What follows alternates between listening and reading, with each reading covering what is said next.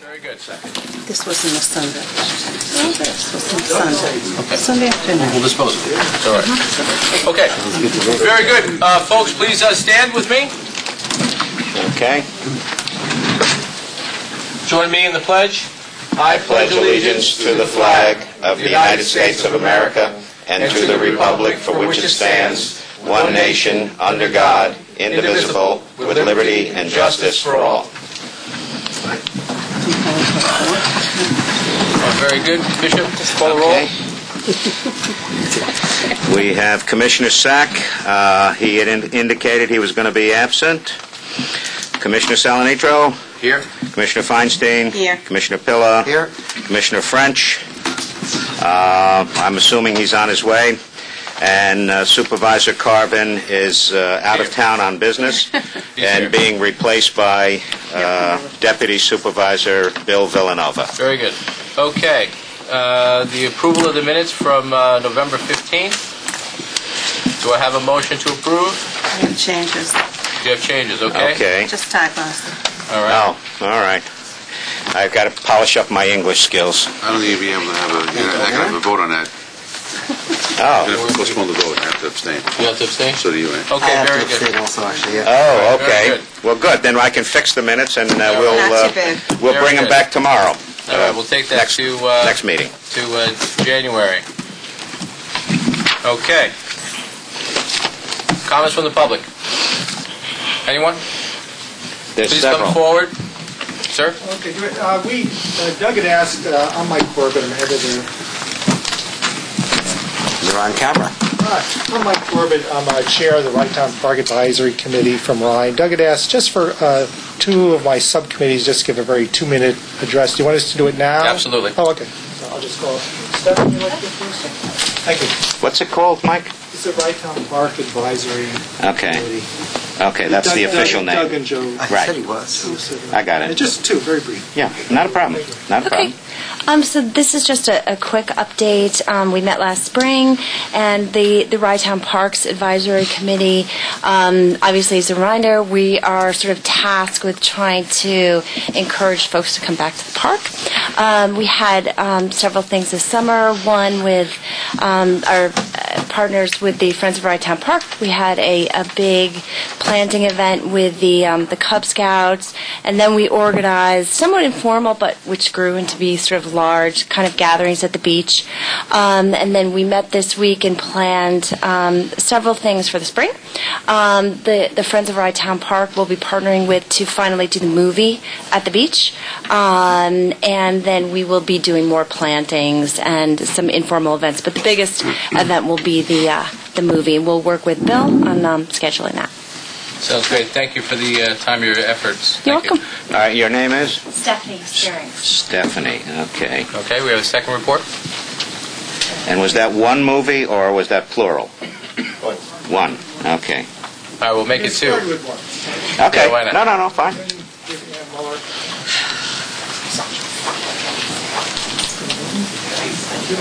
Hi, I'm Ann Mueller. I live across the street from the park. I'm also on that Mayor French's advisory committee. My area is the dogs. Working on that along with Jason Mailer, who's also here tonight. And just a couple of thoughts. Mayor French asked if we would report on what happened last year. There he is. Okay. Perfect timing.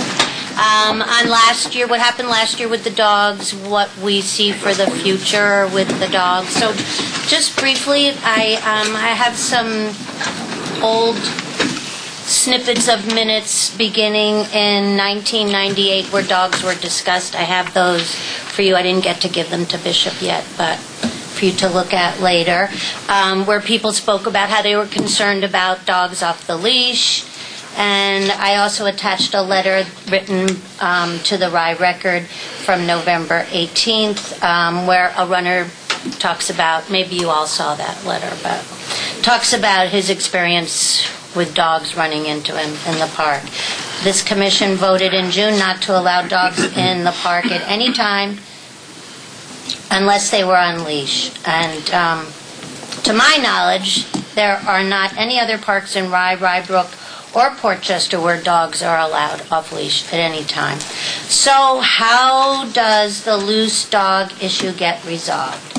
Well, I don't think it does until we have some signs in the park that clearly state where the dogs can or cannot be, what the rules of the park are regarding dogs picnicking, ball playing. The big metal one that's at the corner of Rye Beach Avenue and Forest is so outdated.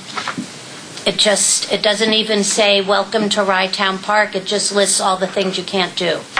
And I also, to my knowledge, I don't even think there's a sign when you exit the parking lot saying, thank you for coming to Rye Town Park, please visit again.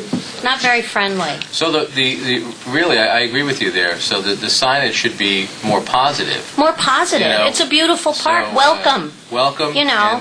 And most and of then all, state a few of the rules. And I think the number one rule should be have fun. Right? I think so too, and enjoy the beauty of the park. Right. I mean, I don't think we need a sign that says, keep dogs.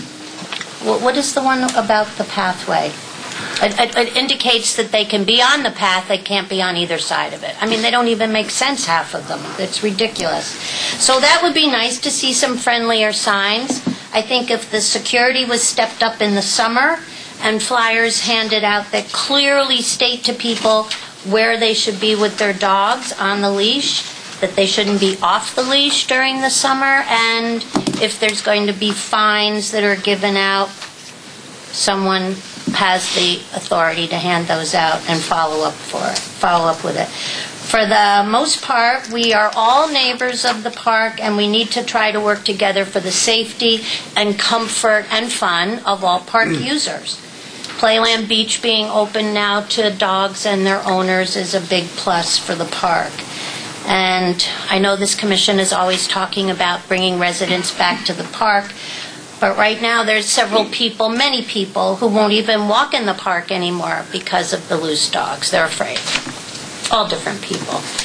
And just on another note, I was going to speak about the movie in the park, and before we go forward with it, we're going to run past the logistics with Fred and Frank and Bishop. It's a costly venture. It's not cheap. So the movie in the park, you're going to use the rear projection blow-up screen? Yes. Okay. For up to 200 people, that's about almost $700, and then there's leasing fees, and there's a lot of stuff. And I guess security would have to be kind of bumped up for that night or whatever. But I'm working on that, so I'll get back to you about that movie. Okay. If you need a hand with that, let me know. I've worked with that before. Okay. Yeah. And the Friends are planning to sponsor it, probably in lieu of concerts, because it is so expensive. Are there any possibilities, or have the committee explored any possibilities to go to the businesses in the area? We have not, but that was recommended by the company that I plan to use. They said a lot of people will, a lot of restaurants even will co-sponsor it, and all you have to do is hand out their flyer, and it doesn't seem like, I think it's a possibility. Yeah, we could do that. Maybe John Ambrose would like to, And that goes back to the discussion that this board and other boards have had with the public-private partnership. And in this way, it's not just, a municipal event that maybe you're renting out part of a building, subsidizing revenue. In this case, it could be the opportunity for the residents, kids, and everybody to share in that benefit. Right, and we're trying to encourage residents back to the park, and this might be a nice family event. I wanted to just share experience at Cape May. They do movies on the beach. They're sponsored by the Cape May Chamber of Commerce, and they actually create an advertising reel for the first half hour as people start coming in, getting their seats, laying their blankets out, and so forth. They're running all this local advertising, which, in this case, the company was able to assemble for them. I don't know if that's a possibility, but that defrayed the cost of the film, which is very expensive. Yeah. Yes, it is very expensive. Can I just speak to that? Yeah, just come up here, Bill. Can I go down, sit down? If you want to. Okay. Thank you very much. Yeah, I just, the Rye Town Park, we joined the Rye Chamber of Commerce last year, and the idea was to try to work with chamber members to promote each other, and this is exactly the kind of thing that we're looking for. And I think there's two possibilities. One, we could get individual members of the chamber to do it separately, or it might be done through the chamber, City Chamber of Commerce, as a group. They sponsor a couple different events during the year, and the idea that you just brought up about the advertising reel in advance, I think that would appeal to the members of the Chamber of Commerce. And there are a number who've already said to me they're looking to possibly do things at the park this summer, give away free samples or have promotional activities. So to me, this would be a perfect opportunity to really get our $200 back out of our membership in the Rye City Chamber of Commerce. Hold on one second. Yes. You can come up. Are you done? Yes. Thank you. Unless there are any questions. That's good. Ma'am? I was just going to add that we shouldn't look exclusively to Rye for this. Thank you. Thank you. Right. We'd like to bring in these other communities. It's not a Rye event. And maybe some people could help sponsor the concert series, and maybe, another chamber might want to help fund part of the movie or something like that. So I think you have to bring a lot of people into the mix, not just Rye. Mr. Chair? Yes, Mr. Without belaboring the point, if it's helpful, I happen to be a director on the Portchester Rybrook Rye-Town Chamber of Commerce, so I'd be happy to work with the Friends group or park staff, however, to integrate it into. It'd be a wonderful opportunity to expose, the Rye-Town businesses basically right to the broader community. That's great, in addition to the Rye, of course. Right. Merchants. Good. Yes, Mr. Mayor. Maybe just a comment about dogs in the park. I apologize, I didn't bring the article, but in the Journal News, I think it was either Thursday, December 8th or Friday, December 9th, there was an interesting picture of Rye Town Park, and it showed two individuals with their dogs off leash. And I actually, for some reason, inadvertently threw it away. But we continue, and I think, and actually I know one of the individuals, who was there, who certainly knows what the rules are. So I think it's just a flagrant disrespect of the rules, which has always been the frustration level that I have. So I agree that signage has to be improved, but I think that people know what the rules are and just disregard them. And which, just want to comment that it was in the newspaper, and it was in the middle of the day, and it just showed those dogs off leash. That's a great point. Any other comments from the public? Anyone? Okay. Mr. Mayor? Yeah, there have been some questions about the committees we've set up, and I just want to be clear. We have a Playland Advisory Committee of people that advise the Rye City Council on Playland, its operation, any neighborhood impacts. When we wanted to establish something similar for the Rye Town Park, we have the Friends Group, which was primarily at the time more of a capital fundraising type of entity. So we established the Rye Town Park Advisory Committee to help the Rye City Council and the Commission on any operating or policy type decisions or programming to get more resident feedback. This was an extension of our various community forums. But we do have a representative from the Friends Group on the Rye Town Park Advisory Committee. It's Ann. And we have a representative body. So that's how I see the difference in roles. But sometimes those roles do overlap in programming, like our community event, Community Conversation, which is January 7th, which I believe is co-sponsored by the Commission, the Friends Group, and the Advisory Committee. Okay, that's good. Yes, Ms. Mayor. And one further comment, because I think Ann had said that one of the goals was to get residents back to the park. We have data which shows year-end transactions between 2010 and 2011, which is really very telling as far as the number of units of residents who had access to the beach and to the park based upon vehicles and as far as beach access, and it did achieve that goal. It was very obvious that the increase were in the resident category and the decrease was in the non-resident category.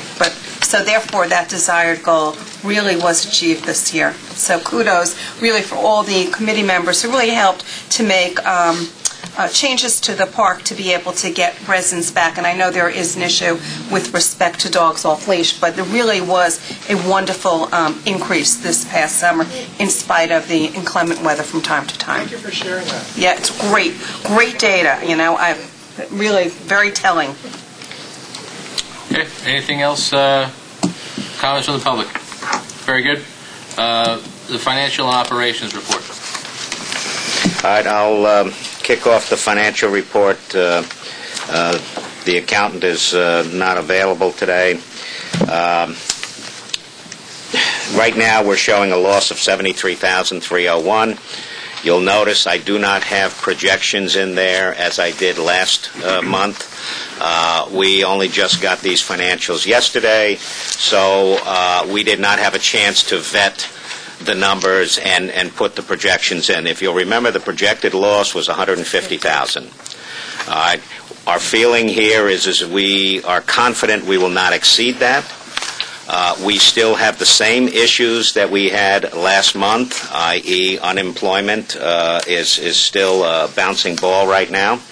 I have approximately $40,000 worth of unemployment requests.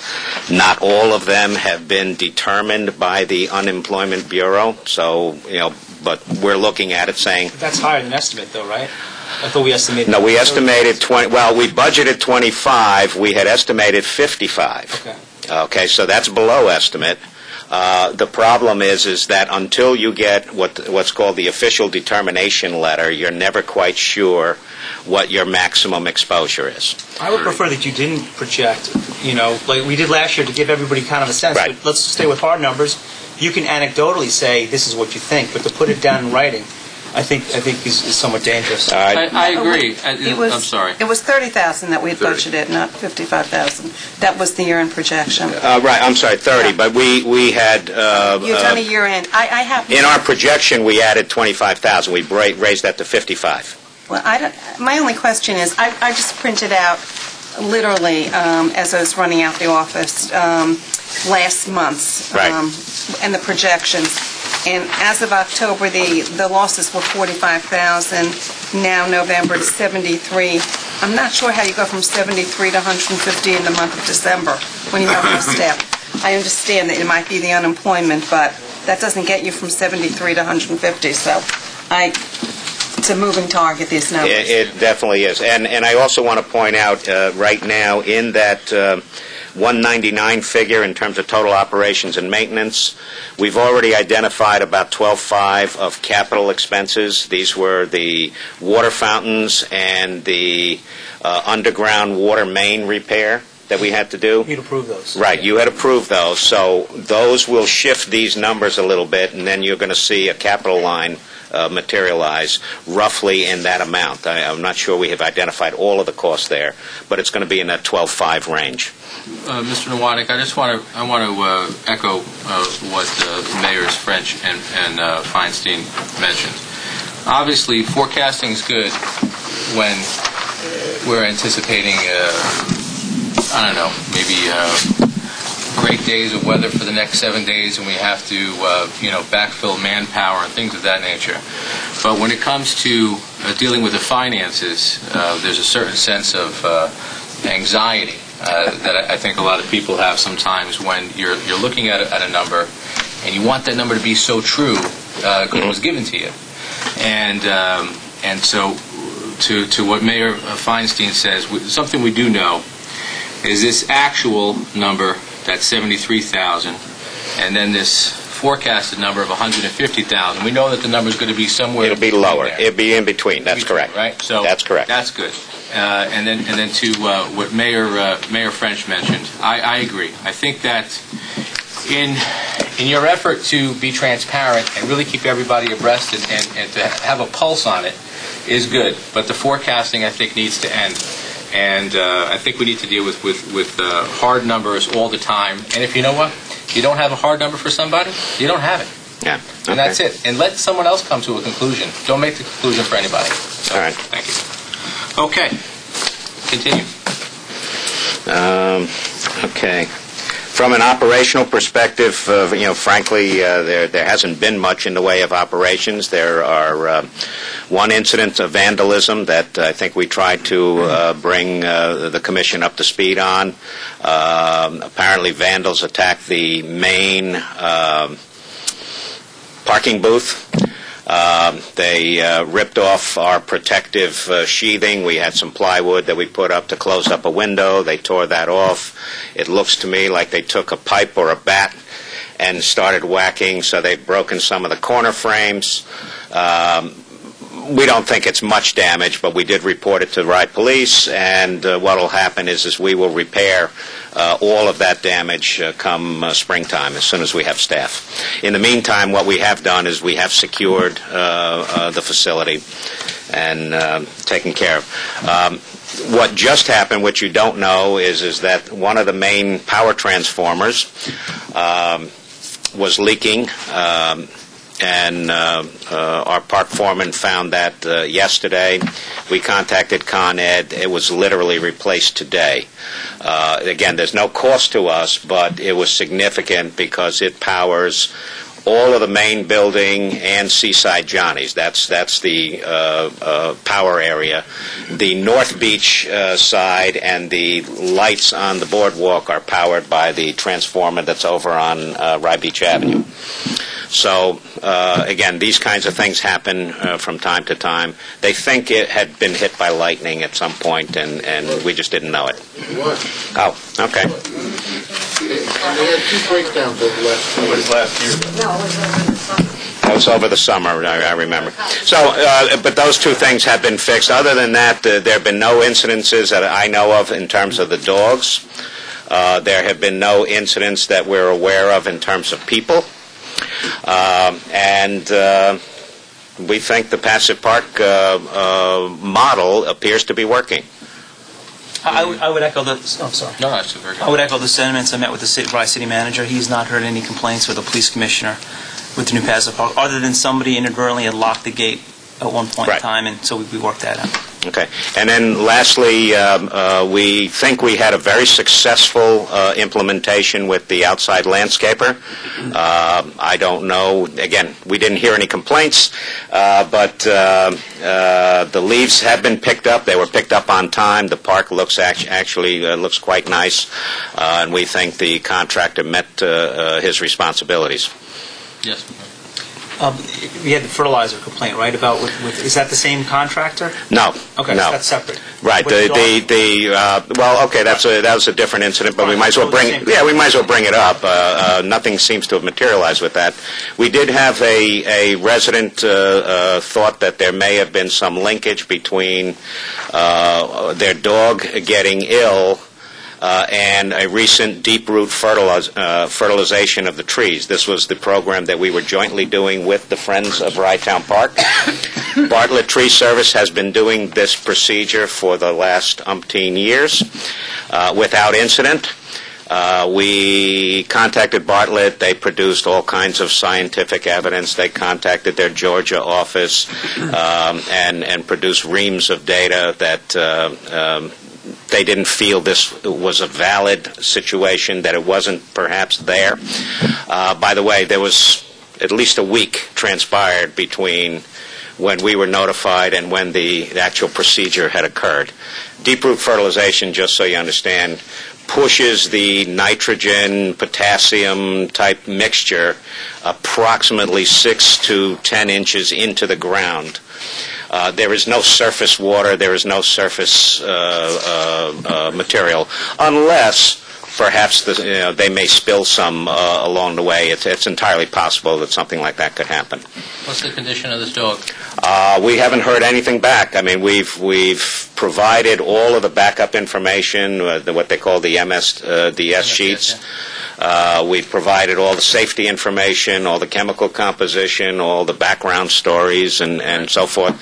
We provided that to the complainant, and we have not heard back since. So, my understanding is the dog is recovered. One of the solutions, though, was to make sure we post flags.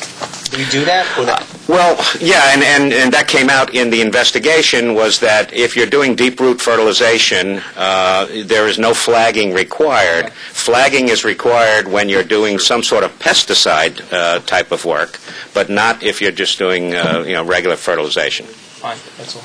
Okay, very good. And that contributes to stronger trees. That's why we've had so few go down when they get hit by storms. Yeah, since you're talking about it, that's something that we've realized over the past 4 years, is that the proactive stance that the Commission has taken with the park, actually with all the parks for the most part, and the trees and the maintenance that they've had. There's been progressive maintenance. There's been less damage due to storms, and so obviously less money spent in cleanup. So that formula that you have working there is really benefiting the park well. Understood. We also planted 15 new trees 2 years ago, and I have to say that we have a 100% survival rate at this point, which is amazing. Considering all the deer and the dogs and everything that could go wrong. I think we're doing very well. Excellent. Anything else, Bishop? Yeah, the last piece is we did have a meeting with FEMA, and we have at least opened up the possibility that as a result of the Hurricane Irene damage, we have asked if they couldn't help us with some sort of a beach replenishment type of program. When you look at the South Beach side, that's from the sandbar over to Dearborn Avenue, you can see that there's obviously been sand erosion there and loss of beach sand. So we're not sure if this is going to qualify, but we're going to give it a shot. So we have opened up that discussion, and we're hoping that we can make a successful case. The main failing, by the way, that they did tell us, is that we did not have, since we did not have a beach profile, which is basically an actual survey of the beach, the height lines, the distance the sand goes out, etc., that it was going to be difficult to justify that, the beach really belongs here, but now it's there. Okay. One of the things that we are looking at is that perhaps we should do a beach profile, and, Seems almost basic enough, and I'm sure that's something that you can do with the staff. Anything else? Is there a cost to that? Yeah, typically you're going to need a surveyor to do that. That's not something that the staff can do. Right, so it's a couple $1,000s probably. Yeah, it'll be a few $1,000s. I've reached out to Playland, and they had a beach survey done before they did their project. If you remember, they did beach replenishment about 3 or 4 years ago. Right. So I'm trying to see if I can find out who they used. Obviously, we want to have somebody that's experienced at it. Very good. Thank you.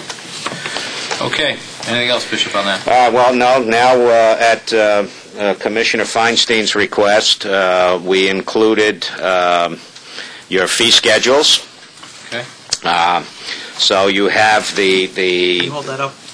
Yeah, the 3 pieces of paper here that these 3 reports constitute anything you need to know to decide on beach fees. The staff has not necessarily come in with a recommendation. I think, our prior discussions, we are more or less looking for some stability. We haven't had much stability in the fees in prior years. So we're looking to say, look, we had a rough year this year. Perhaps we should look at keeping the fees about where they are and see if we can't perhaps improve attendance, etc. From a fiscal perspective, it's entirely possible that if the weather was excluded, we would have had a pretty good year. And the fees seem to be counterbalanced. In other words, the attendance changes that have been made, we seem to be coping with them on the bottom line. Yes, Mr. Mayor. Well, Mayor Feinstein, if you want to go first, since it was your suggestion, then I'll go. Yeah, I do. First of all, I think it's really very important to have the fee schedule completed as early as possible.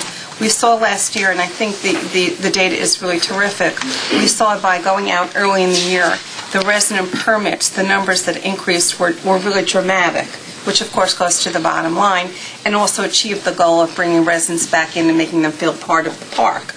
I agree. My recommendation was to be able to keep the rates stable. We know that we're glad that the residents are coming. That's one of our articulated goals. We know that the non-residents didn't come, and I still postulate maybe one of the reasons they're not there as much is we've talked about inclement weather. If you're coming from a distance and the weather is iffy, are you really going to come? It's a distance, pay the fee if you don't know that you're going to really get great weather. I don't know the answer to that, and I agree. By going through these numbers, if the weather had been better, if we had more weekends positive, we would have done just great. I think what we have to do, from my point of view, is just carry over the fees, no increases. I would try and experiment one more year with the same fee schedule. And maybe the only other thing that we should consider is what we did at the end of the year, which is to encourage maybe, the flyers in the past during the weekdays, what we did before. Discount coupons during the week. Coupon, Yep. because that was, one of the goals was to be able to, really get people into the park. So that would be my recommendation. Okay, the first thing you said is to get it done sooner rather than later. Well, Is it February? February should be the last, but, we really should, because I think last year we voted in February, is my recollection. You did, yeah. And therefore, we could get the letters out right away. When you see the dramatic increase in the number of permits, whereas the year before, it was worth doing the mailing, that's for sure. It was definitely worth the mailing. Just for people out there, the number of resident family permits went from 245 in 2010 to 429. So that was an increase of 184 units. And the resident singles went from 118 to 125. But that was a very large increase, and obviously the $184 unit difference resulted in a variance amount, an increase of $23,000. But it's also positive exposure for the park. Shows efficiency, you're getting it out earlier, you're thinking about the summer. Understood. Mayor French. Yeah, I see it brought in $11,000, which is more than I expected, but the night beach access is still problematic for residents or people that are walking to the beach. And I don't know what the answer is, but that's the only one that I'd like to look at again. You walk up to the beach and you got to pay $2 cash to somebody standing there. They're not at the register. It just doesn't seem, whether we layer that into the parking permit or we do some kind of Even the after 5 thing. I don't know. I don't know what the answer is, but that's the one I want to relook at. So we have a clear policy on what we're going to do, what nights, and to whom. Right. Well, again, I do want to point out, if I can, we have placed all of this information on the Rye-Town Park website, so it's available to the public. If the public wants to come in with some suggestions, they're welcome to come in as well. You have the tool in front of you. If in the next 30 days, something comes to mind, maybe people can, send us their ideas. We might try to model them somehow and see, how that would impact the transactions report, if you will. So we can actually model that and say, okay, if you raise this $3 and you had an 80% attendance rate instead of 100. What would that impact be? Okay. Mr. Chair? Yes, Mr. Mayor Phillips. This may sound counterintuitive. I agree with what Mayor Feinstein and Mayor French said, first of all, about the success of advertising and also the emphasis on permits. And a personal goal that I've made is to see how we can get this cheaper, more cost-effective, particularly for the Rye-Town and Rye-City residents. And I think it may be a good idea, if staff has the cycles, to do a comparison of the unit cost versus the resident permit fees for surrounding parks. For instance, if you look at New York State permit fees, right, for $65 you can get a New York State Empire Pass, they call it, right? And it's about, if you use it like 8 times, there's a break even on it. If we look at the resident weekday non-permit fee of $8 and the resident single permit fee of $110, your break-even doesn't come to 15 times. And I don't know how many people have 15 days to go to the beach. But, you may end up selling more permits if you lower that price a little bit. And I would suggest if we could look at similar, town beaches in the Sound Shore area or even the Long Island area, just to see what the multiples are on the non-permit unit cost versus the permit ones for singles and families. Also, the resident single permit is $110, and for family it's only $130. So, and at the same time, the non-resident singles $210. So the spreads don't really feel right, and we may be able to sell more resident permits both by advertising and lowering them just a little. Okay. Next, the draft park development RFP. You looking to discuss that? Well, yeah, we're looking for a little bit of guidance here. I can just set the stage for you. This has been a document that has been talked about for a long time by the Commission. Bill Lawyer and Lisa Easton assembled this document as part and parcel of trying to go out there and see if we couldn't develop some sort of public-private partnership to come in and look at the administrative building and see if we couldn't put some use to it. You have somewhere back here, you have the capital plan. You know the magnitude of the capital plan. Obviously, we're not going to be able to do anything with the capital plan unless we have some sort of an outside public partner. So, I do have a question. Yes. I think one of the biggest problems, maybe I'm wrong, is if you have any group that wants to utilize that, and let's assume they want to utilize it on a year-round basis, parking becomes really the problematic issue. And so that really would have to be highlighted. If you had some complementary use where it's not used year-round, like I'm just trying to think a school would be the one, or some sort of, where they're out for the summer. Mm-hmm. And that really becomes problematic going into this because the parking is problematic already. And that is a key issue. Yeah. So you really have to look at some sort of complementary use. Mr. Mayor? Because then we get back to where we were before with the parking issues. So just something that really dovetails into this is the parking. Yeah, and I think related to that, if I may, first of all, I want to compliment, this is a good start, but I do think it needs a little bit of work. And consistent with what the mayor was saying, I think we need to refine parameters of the scope, like are we looking for a minimum or maximum lease term? There may be points of the law that kind of limit how far out we could go, or practical things on how short you might want to. If there are parameters on the parking, not to exceed certain space capacities at different time. The operating hours, I know there's a sensitivity in the neighborhood. It might make a heck of a nice nightclub or something like that in somebody's grand vision, right? But you probably don't want it operating past a certain hour. So I think we need to put some guardrails in this thing that kind of scope it or constrain it. And similarly, I think we need to better articulate the objectives, specifically if we want to couple a capital investment and rent in consideration for the building, complementary building lease usage. I'd be happy to work with you guys to hone it. And then what our selection criteria is. One of the 7 habits of highly effective people, I kind of chant that all the time, is begin with the end in mind. And I think if we can articulate what the selection criteria that we will be judging these things by, if it's a request for proposal versus an RFI, then we probably should say what the criteria is, and then that would become the table of contents, if you will, that a respondent might order their responses, what's required, what's desired in terms of the things that we want. The back part of it kind of has it, but it says it needs to be determined, but it doesn't really articulate who's going to determine it. I think we want you to specify, and then it talks about the management being like under the Ride Town Park and a director and things like that. In taking just a cold read, and I wasn't here at the last meeting, so I don't know if you guys discussed it. If I were to put the shoes on somebody who might respond to this, I think it needs to be more pointed and specific in those areas. Okay, and I'm sorry, I'm going to speak for the supervisor, even though he's not here. I can tell you that the supervisor was fixated on not putting too many guardrails on the request, only to say that we don't know what's out there in terms of ideas.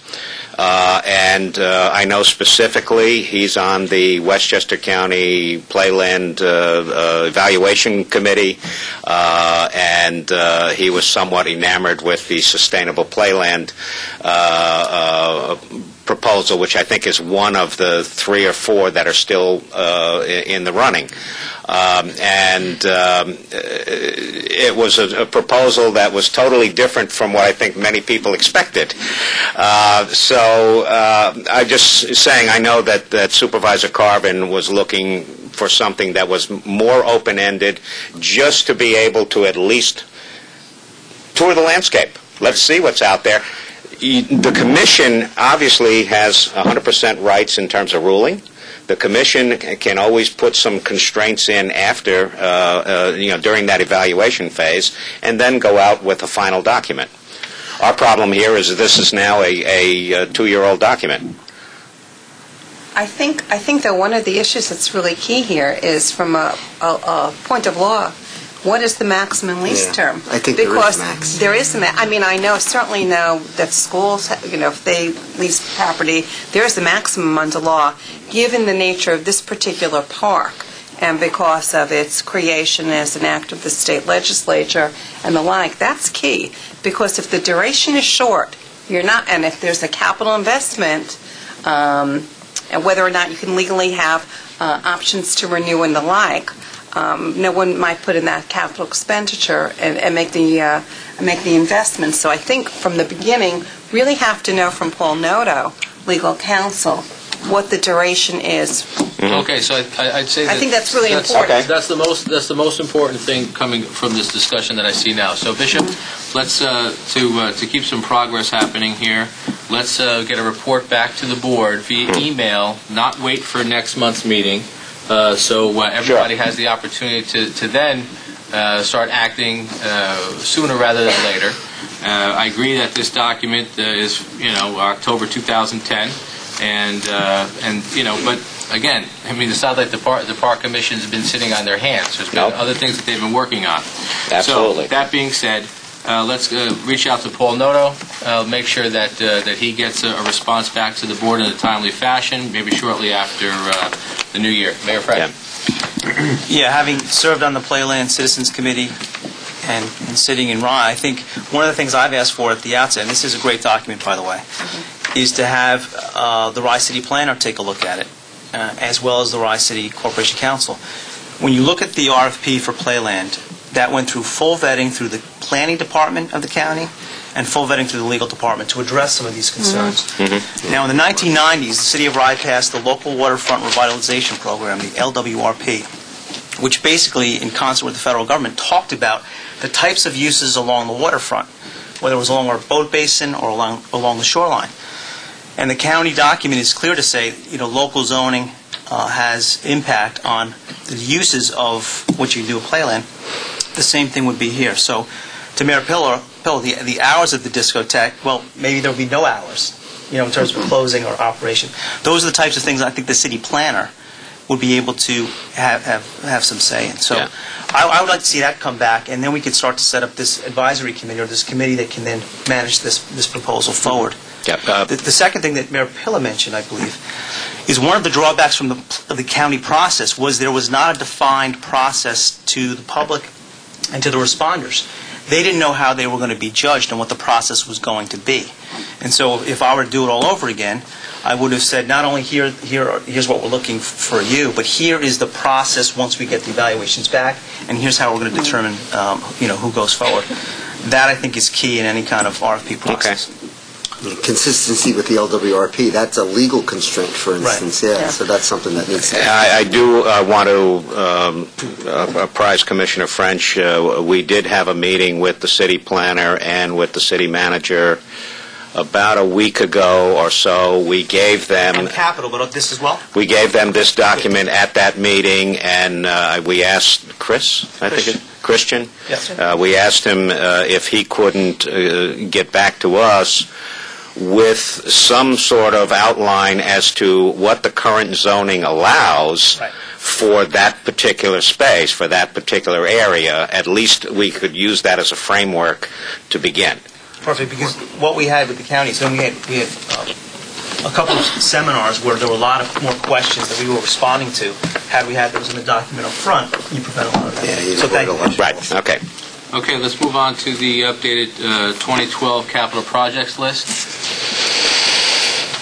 Again, this is kind of the outcome of that very same meeting. The real purpose of the meeting was to meet with the City of Rye and to review the capital requests that were put together by Fred Joffrey and the park staff. You can see where we started was somewhere around 350,000. Excuse me, we actually started at 400,000 plus, if I remember correctly. We've kind of reprioritized these things, and when you start to look at column A, we're looking at $70,000 of what we consider to be primarily health and safety, plus a portion of the